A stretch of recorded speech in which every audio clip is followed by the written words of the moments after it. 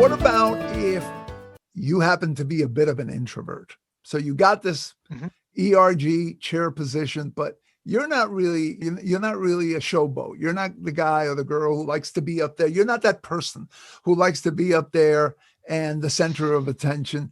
You're more the person who would rather work tirelessly in the corner to get things done.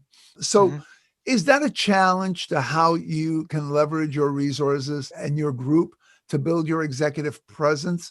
Or is that something that doesn't have to be a factor here? Maybe extroversion is overblown in its value. What are your thoughts? Excellent question. And I write about this a little bit. I wrote an article, I think it was in Medium recently, and I also address it in my online course, is that let's start with the baseline, all right? Let's start with the truth. The truth is you're better off if you're an extrovert in organizations. Organizations recognize the positive aspects of being an extrovert over the positive aspects of being an introvert, right? That's just the way, just like how you get more credit in some organizations for being an early riser versus staying up late, even though you're working the same amount of hours, delivering the same. For some reason, the early risers are perceived better. It's a similar kind of thing where extroversion is just valued more. So that's one.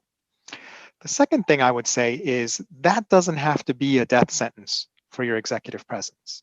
And the reason why is, if you think about the definition of executive presence, it's all about your ability to inspire confidence in how you can lead. It doesn't say your ability to talk well or entertain people or be the center of attention. So what does that mean for an introvert? And I love Susan Cain's work on introversion. And one thing that she brought out to more commonly to the business world is that introversion doesn't mean you're shy. It just means the way you recharge your energy and how being around other people versus being alone affects your levels of stimulation and processing.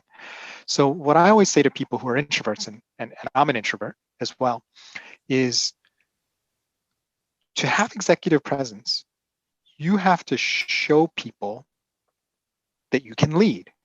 Now, if you're not going to lead by shouting and saying, hey guys, we're going over here, how are you going to lead?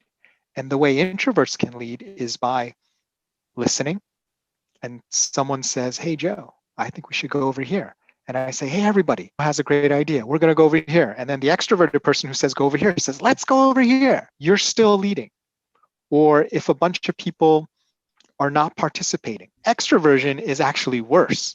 By you talking more, right? How much air does that give for other people to talk? An introverted leader can say, hey, Ben, you had some great ideas the other day. Why don't you share them with the group? And then Ben talks, and then Amy talks, and then Jim talks. And then all of a sudden you have all these great ideas coming. Who generated that?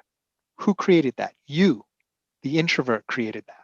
So as long as you are helping accomplish the objective of what needs to get done, and people can see that happening, even if it's not as rah-rah, like explicit, then people will be like, wow, I don't know how he does it or she does it, but they have a lot of executive presence. Like when they are around, things get done. Great points. Great. So what about